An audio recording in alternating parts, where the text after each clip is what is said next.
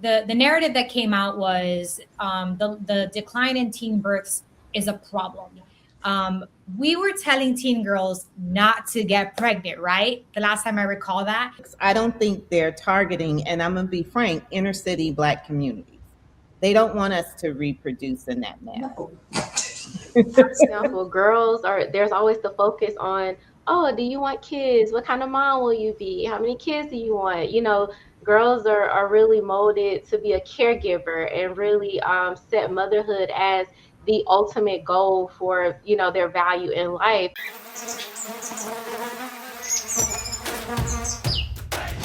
This is Birds.Bees.Bodies, the podcast where we strip away the myths and get real about sexual and reproductive health. No shame, no stigma, just truth, guidance, and conversations that matter.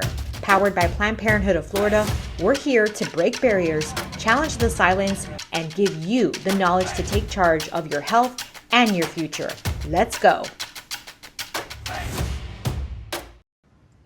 Welcome back to a new season of Birds.Bees.Bodies brought to you by Planned Parenthood of Florida. We are in season 5, if you can believe it. And we are just jumping into this season with a kick butt episode, to not say the other word, right? I just want to say, we were telling teen girls not to get pregnant, right? The last time I recall that. For decades, preventing teen pregnancy was framed as a public health and social priority. We know this. Young women were encouraged to stay in school, pursue careers, build financial stability, and wait until they were emotionally and economically prepared to have children. So why are some media voices and public figures suddenly sounding the alarms that, whoop, teen girls and young women aren't having enough babies? What? So I'm Michelle Casada, your host, VP of Communications from Planned Parenthood of Florida. And today I'm joined by an amazing team internally and externally to talk about this topic. We have Bree, our PPFL sexual health educator. We have Dr. Felix, our staff physician at Planned Parenthood of Florida. And we have a great community partner with us today, Angie Moss, the founder of Hasana for Youth. Welcome, welcome, welcome. I'm so excited to be able to dive into this topic with you ladies. If you can, we'll start with Ms. Angine. If you want to share a little bit of background before we dive into this just hysterical headline. So my name is Angine Moss. I'm the founder and CEO of Hosanna for Youth. It's an organization for those that's been impacted by incest, molestation, rape, human trafficking, and domestic violence. We've been a nonprofit since 2007, located in Florida. It's a nonprofit geared off of my own lived experiences. We provide services and programs for everyone of every age. We notice that the majority of clients we serve are those that do not have a voice, who have not used their voice, and who families silence them with the secrecy of the trauma. So a lot of our cases are those that are, silenced due to family issues. So, and yes, and I'm happy to be on this platform because I was a teen mom. And I was pregnant at 14. So I'm looking forward to this conversation. Oh, I love this. You're going to have so much to share with us and just another perspective. Let's jump over to Bree. Yes. Hi, everyone. So I'm Bree. I am a certified sexual health educator and a public health professional with over 10 years of experience in sexual and reproductive health. So my work here at Planned Parenthood focuses on providing comprehensive, inclusive sexuality education for not only young people, but also the adults that support them. I'm also happy to share that I was a former postpartum doula where I supported families, including many teen parents, throughout the postpartum period. And so some of my work included helping them navigate through the transition into parenthood, helping them with education and access to resources, and just adjusting to life with a new baby. So I am excited to share my insights and expertise on this topic as well. Thank you, Bree. No other educator more equipped to handle this topic than you. Dr. Felix. I'm an OB/GYN. I'm a staff physician with Planned Parenthood of Florida. I've been involved in most aspects of reproductive health care. So I've helped with infertility and helped, my community at the time where I was living in Tennessee, with infertility. And we've done all sorts of IUIs and work when people were ready to get pregnant. And then I've delivered babies. I've also been really active in abortion care throughout my whole career. So I feel like I'm in that position. Like once my patients have all the facts and they know what their options are, I'm your girl. So once you know what your options are and you're ready to make a move, I can help. Thank you, Dr. Felix. And so let's unpack this topic now that we've all introduced ourselves. The audience has gotten a little bit of a taste of our backgrounds and expertise in talking about this. Let's just for 1 second address this. Weren't we telling teen girls not to get pregnant? So this was alarming. I'm not going to mention the network, but there have been also public figures out there that after this birth rates study came out and stats came out of where we are with birth rates across the country, the information showed that there's been a sharp decline in birth rates among teenage girls, and that there has been a slight increase in women over 40 that have been giving birth. And the narrative that came out was the decline in teen births is a problem. And not to say all media outlets, right? Many media outlets said, wait, that's not a problem. That's what we've been working toward. But we did hear that. And, we've been hearing this rhetoric of different folks, I won't name any names, sharing that, young girls should start their families immediately. It doesn't matter if you haven't gone through your education or you're not ready financially. Like you should start a family, have babies like right away. And it's like, hold on a second. I mean, how do you all respond to that? I know you read the same headlines I did, and you probably seen stuff on social media.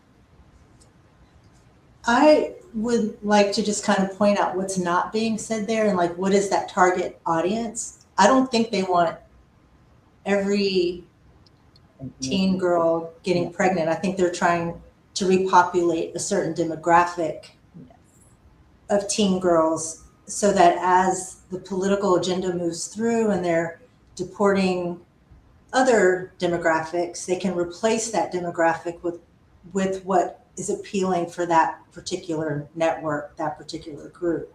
I think that's a targeted message. That is a really interesting. Yep. That it affects us because we're in the field. But if you look through other cultures and other communities, I'm not sure that message is the same. I don't know. That's just my little. And I don't think that, as you have said, Dr. Felix, I don't think they're targeting, and I'm going to be frank, inner city Black communities. They don't want us to reproduce in that manner. No. Absolutely not. So the crisis is being framed with we know this, with an agenda behind it. Yes. But it goes like, what kind of confusion does this cause for different groups and young, vulnerable teenage girls about pregnancy prevention? So I'm gonna be clear, like for me at the time, and I'm gonna go back, being a teen mom and trying to take care of a baby with no resources back then was extremely hard.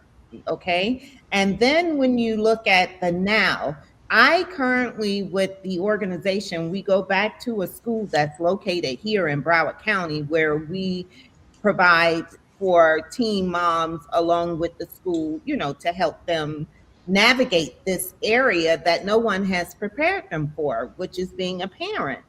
And when you sit down with them and you really get to know them, the backstory, their own backstory is something that becomes a hindrance for their parenting.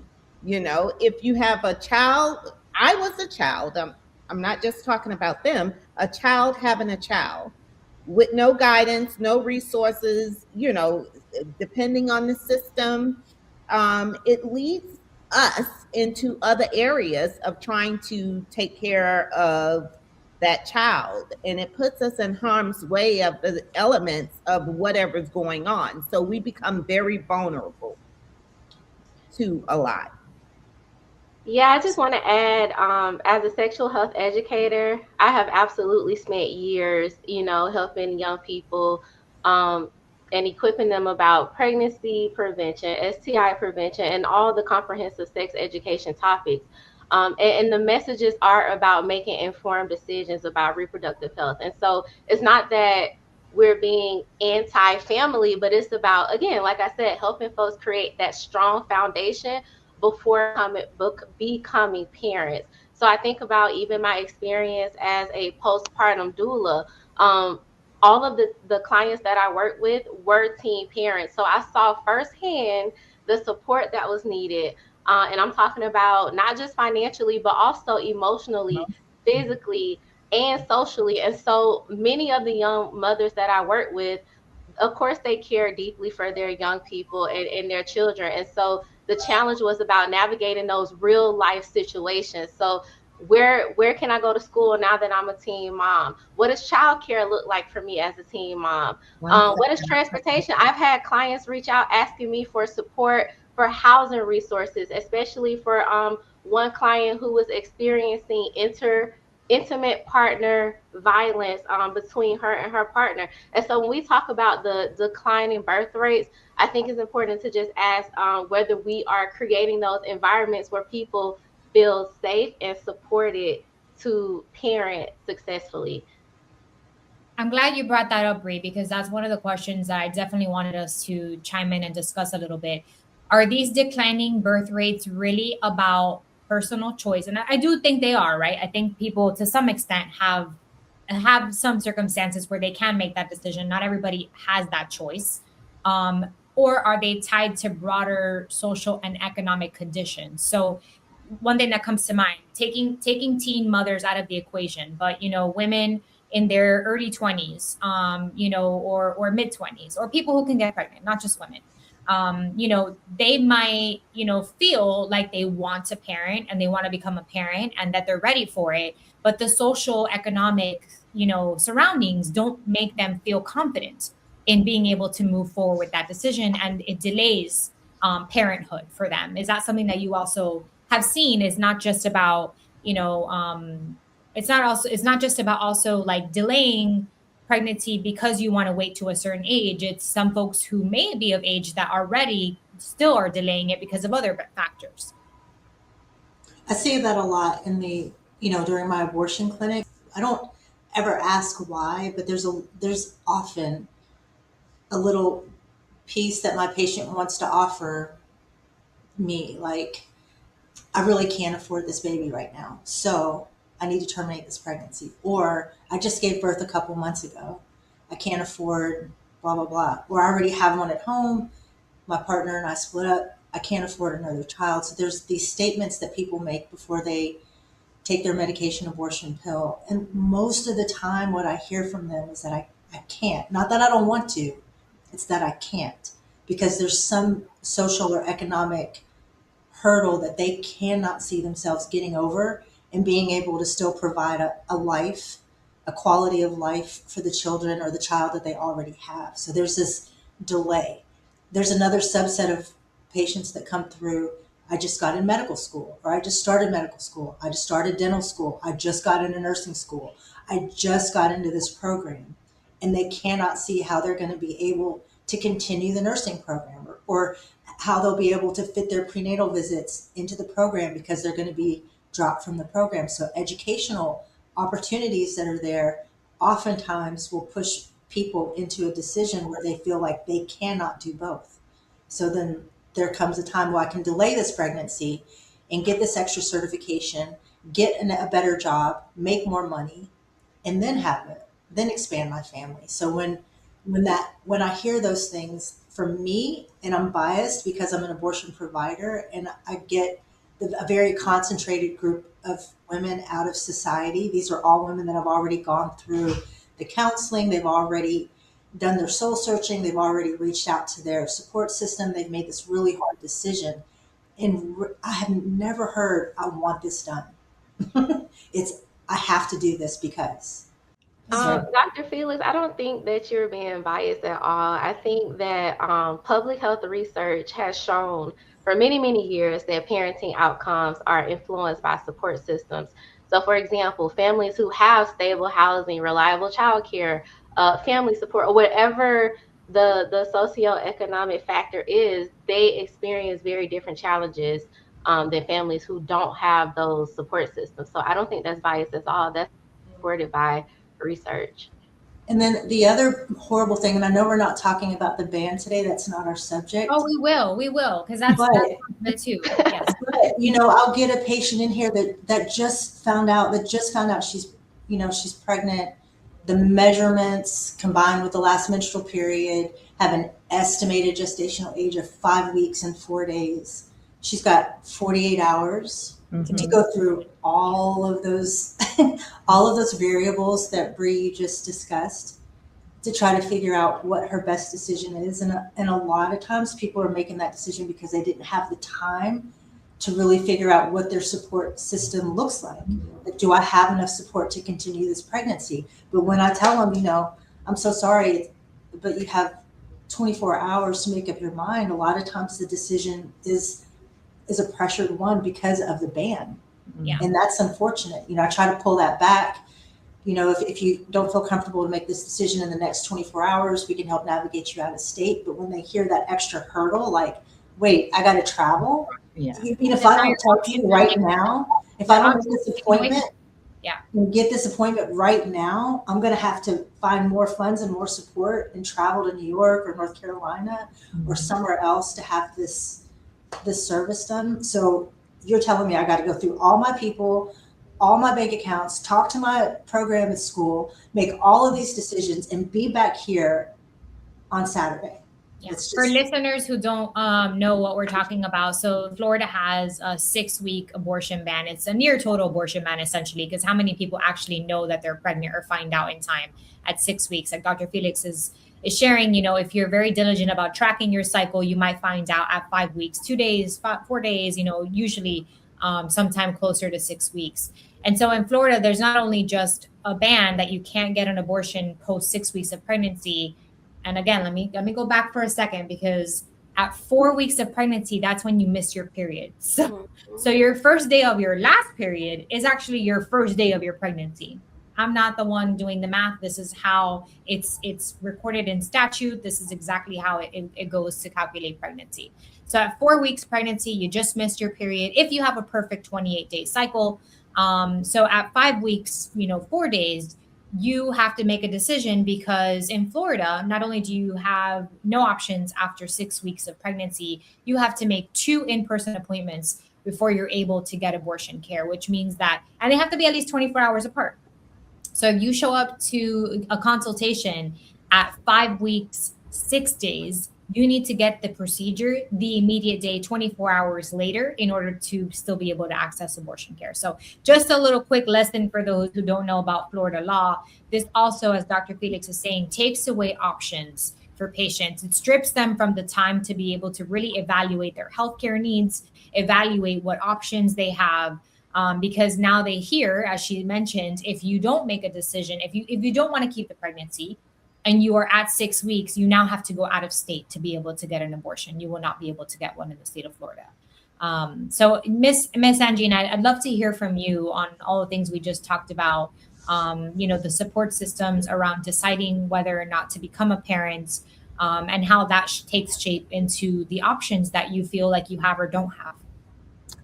So in order to have this conversation, I have to reflect on my own life, and what I went through as a teen person.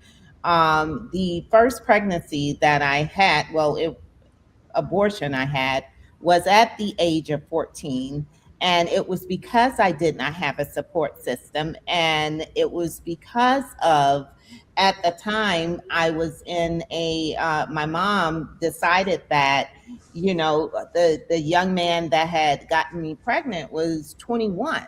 So she wanted to do a statutory rape against him. And then, she was like, okay, out of a shadow of a doubt, you're going to go have this abortion, you do not have the means to take care of a baby. You do not have the means to get a job. You're 14. At the time, it didn't make sense to me. I thought this lady was the evils of the world, you know. But then as I matured and, became an adult, I realized at 14, I couldn't have did it. I didn't have a support system, first of all. I had no resources that I could rely on. That one, I didn't know anything about, food stamps or, any type of help that could help me in that situation. And then I didn't have a stable home life. So it was like, what was I going to do? And she said, you better go in there, and that's it. You come back out and I'll talk to you when you come out. But if you don't go in there, I promise you. And I was so scared. And I didn't know what the process was. We did not have in the inner city at that time communication about, one, preventative methods, nothing about condoms or your body or, any kind of sexual health conversations was not happening to us as teens, or that it put me in that particular situation. So sexual health is very, very important, not just to one culture, I mean every aspect. But when you have a community of young persons that do not know, I mean, outside of now they have social media, Right. which is like a catch-22, It's good and bad. Yeah. Yes. And they Google everything. But when I say I'm speaking about home, Yeah. that's your first safety net. And if you're not being transparent and open with your children about their bodies, how their body react, and the things that's going on, like outside of this world, meaning if you were, happen say to get pregnant as a teen, what does that look like? You can't even get a summer job. How you gonna get a job, a 9 to 5 to help you take care of a kid? We need to start having those conversations inside the home and stop using it as a weapon. Sex as a weapon, your bodies as a weapon. It needs to be freely talked about, that my support system should be close enough to me that I can have the conversation. It's not happening. Yeah. Well, I mean, we've made progress, right? Like we've seen the teen birth rates drastically drop. So there is progress. It's not perfect. I think, part of that too is we've seen, at least I can speak for Florida, sex education being stripped away, and those conversations with actually certified professionals. Planned Parenthood, for instance, not allowed in public school systems anymore to even have those conversations and be that safe space for young people. And we, and Bree can talk more in a minute about other ways that we are, sharing that education. I don't want to toot our own horn because it's not just us. It's been several different resources and groups like yourself that have been able to make strides in teen pregnancy prevention. But I want to go back, because I know we're getting close to time here, and I do want to talk a little bit about this push to have teen girls specifically, wait longer, to put their education before parenthood, to put their financial status before parenthood, to give them the resources to be able to prevent pregnancy, prevent STIs, like all the things, right, that lead them to be able to make more informed decisions about their futures, about their bodies. At the same time, and I remember, because, I won't age myself, but I was in the group where, sex education was in schools and you got regular reproductive health care. And, I saw the impact that it made on my classmates and my peers, and that people, practice abstinence, or they practice safe sex, and they had resources.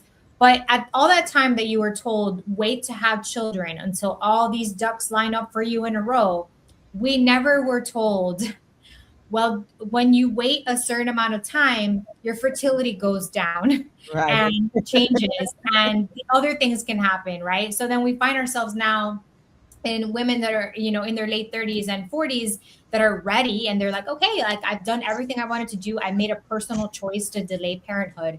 and now you face all these other barriers. So what does it wait to like give empowerment? You know, is it sharing all the information with you early on? Is it teaching our youth like there's things like fertility testing in case later on in life you want to learn about when you know when you decide to have children.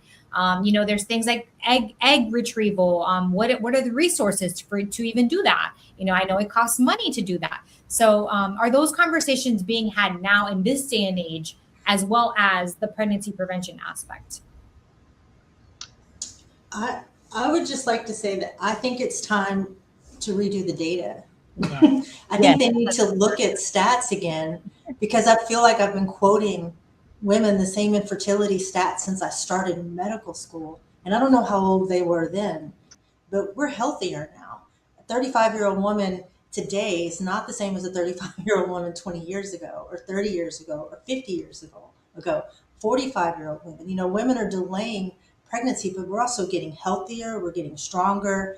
We don't, our if you look at the comorbidities and the other types of like medical issues that we used to have, like we're doing better with our diet, our exercise, our fertility rates are better recently. So I would like for them to kind of look at that data again and see like, are we really advanced maternal age at 35? Can we stop calling women geriatric at 35 for a pregnancy? 35? Really? That's not a thing anymore. Right.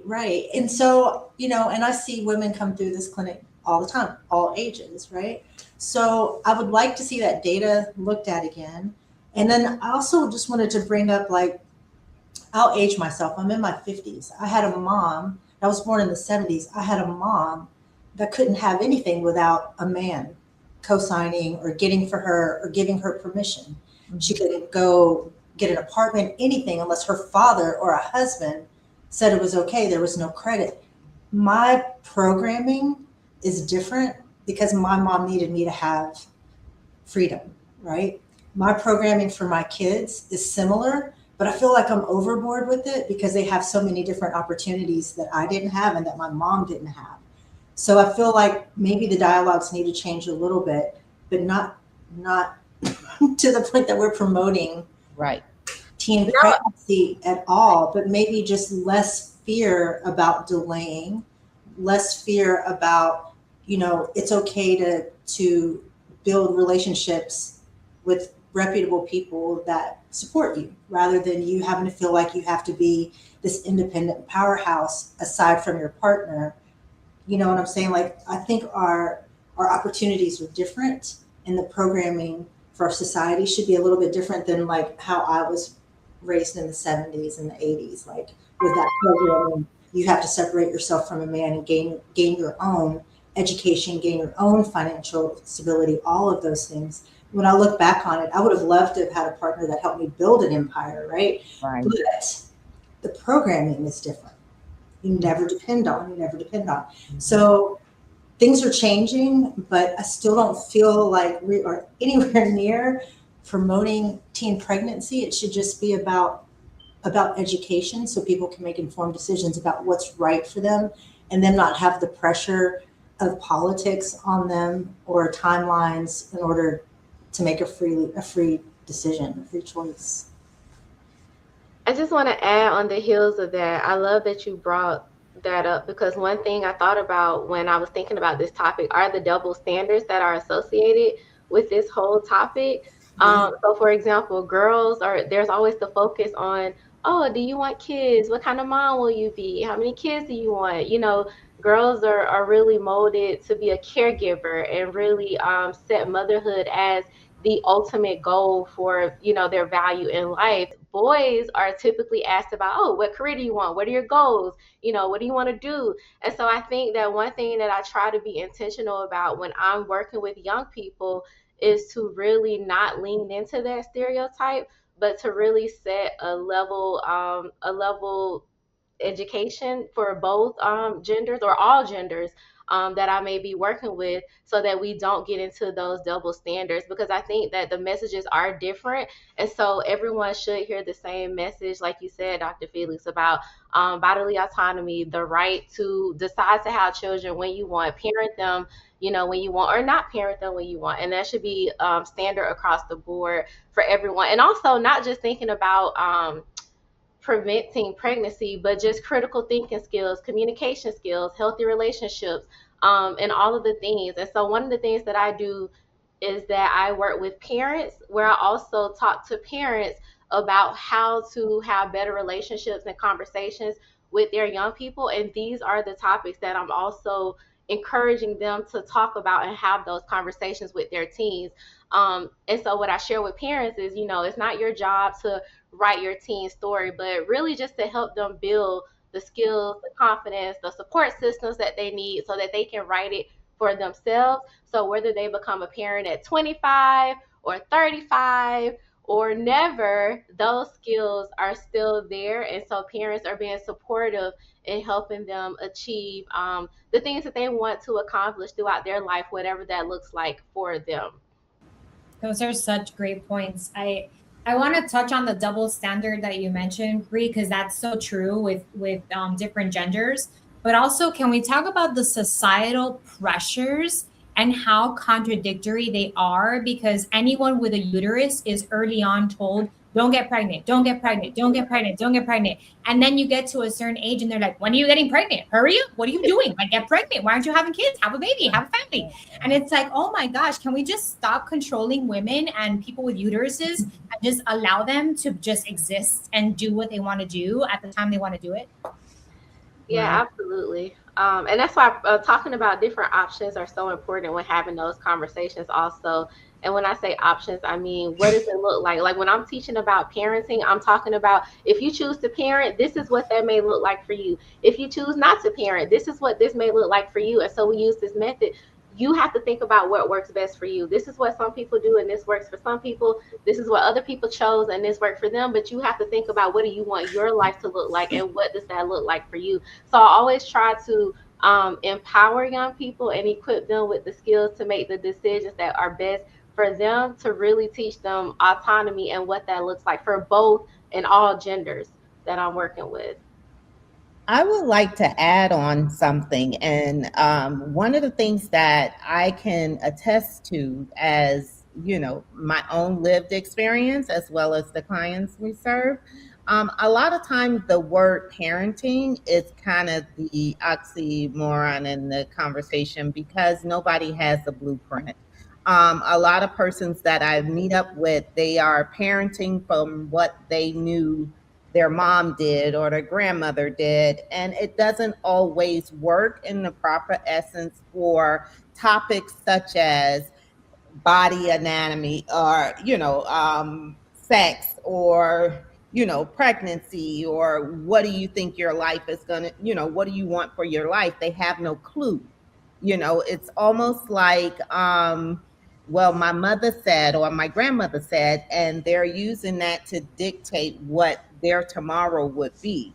And I'm not speaking for all teens, and not just female and male. I mean, just females for now. I'm speaking about, it's a population of persons, inner city, and I'm gonna keep saying inner city, that gets overlooked and doesn't get the information or the classes or the support that they need because of social economic situations, right?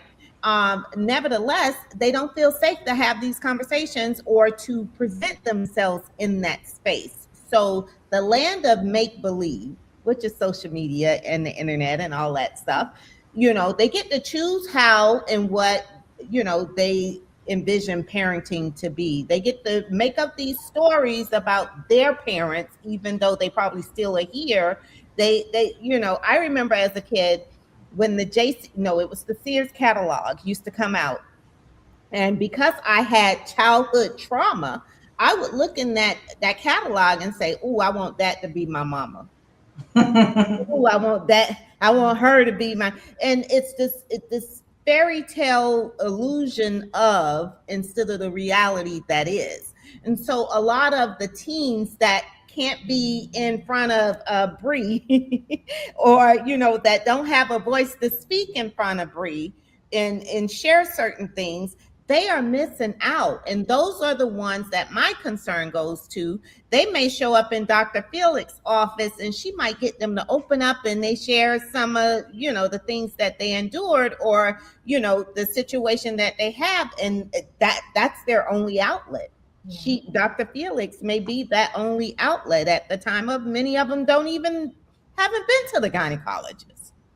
Yeah. And we're trying to break barriers on that. I mean, I know what you're talking about. The social media algorithms will keep showing you what you keep searching for and what you keep looking for versus the actual information that you need. Exactly. We do a lot of work with our education team to try to share truths and myths and things about sexual and reproductive health care. And there's a lot of work to do, but I know we're at time here and I want to get us to one final takeaway. So, one of the recurring themes we've had in this conversation is, I think we're in agreement that, girls, women, people with uteruses are not demographic solutions to the birth rate crises as people, talk about it, that people deserve, full autonomy and opportunity and resources and supports. And if we have more of that, maybe you'd get people to feel more confident when they're ready to expand and have families. What do you hope our young listeners or even parents, caregivers, mentors take away from this conversation?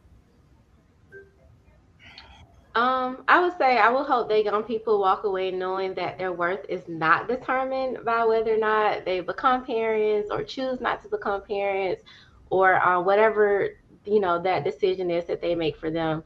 I think it's important for them to know that they have time to figure it out and make that decision. And Dr. Felix, I love that you brought up doing the additional research on what that looks like for folks who do choose to plan their parenthood for later in life, because that absolutely is an option. And then I also want parents to know that young people deserve accurate information, and so that they are able to make informed decisions, comprehensive, accurate information so that they can help make those decisions. And so if we're concerned about birth rates, I also think that we should focus less on pressuring people to have children and more on creating the conditions where folks can thrive regardless of what it is, the decision that they make.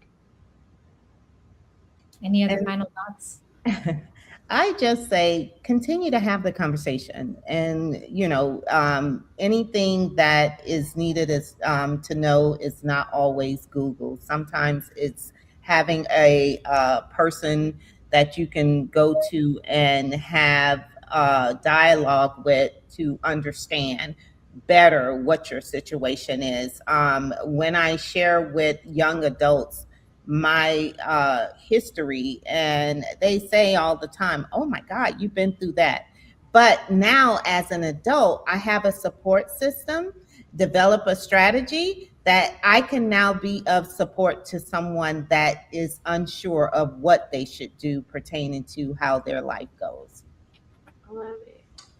And I guess my final statement is don't let social media dictate your reproductive decisions. You're going to have peer pressure, but I would say, have conversations within your community, within your immediate support system, people that you trust, and don't rely on potentially fake statistics and fake information that is propagated through social media for political agenda. I feel like we're all being played a little bit, so let's not let them play with our bodies in our futures. I love that. I like that. And one final thing, I just feel like I have to say this. I don't want the younger moms or teen moms to feel like there's anything wrong with what they're doing. Like if they, you know what I mean? Like this is your path. And I hope that they are able to get all the support that they need, that they feel supported. And that's what this is all about, right? Like giving people the support and education and resources for when they do make decisions and move forward, that they felt like they have some knowledge to fall back on, some support system, some care, people they can rely on and trust. I would say, when I was delivering, and I had several patients that would come through that started their families really, really young, like 16, 17 years old, and continued to grow them into their mid 20s, things that I could never see for myself. But the difference was their support system. They had a family that supported their family growth at a young age. That's a different community. It's not right for me to impose my values on them. It was my job and my privilege to understand and to get to know them and understand that lifestyles are different, communities are different. And so you can't really look to social media outside of your community, because that's not what's going to provide the support you need and the education you need to make decisions for yourself. So I don't fault teen moms at all. Like, if you have that, like if you understood that that was your calling and that's what you wanted to do and that was important, and you decided to put that in lieu of a career or in front of your career, and you had the means to do it, then I mean, congrats. But we all, just didn't have that. The path is different. Right. The path is different. And so it's really hard to take that one message and apply it to a whole group of our population, because there are lots of people that have the support system that can start their families early, dedicate that time during their youth to their families, and then move on with their career later. But that's not the norm. I would love to see us get to that where we could choose either way. I want to have my kids early and do my career later, rather than feel like I have to get this career now or else I'm not going to survive to start a family. And so that comes back to different politics and different economic standards. That's just it. Having the ability to make the decision and not being forced one way or another. Yeah, absolutely. Not having the social pressure. Yeah. Thank you so much. I want to put up the Hosanna for Youth website in case you want to hear any more resources about the organization. And also, as always, if you want to learn more about our education program at Planned Parenthood of Florida, if you want to make an appointment, we're here for you, ppfl.org. Follow us on social media. I promise you will see educational content that is myth busting and medically accurate on PP Florida. And then, of course, our phone number is up 1-800-230-PLAN if you'd like to make an appointment. Thank you all so much. You've been incredible guests on the podcast. I hope that we get to invite you back on. Thank you to the listeners for, and the viewers for tuning in. And we'll see you on the next one. Thank you.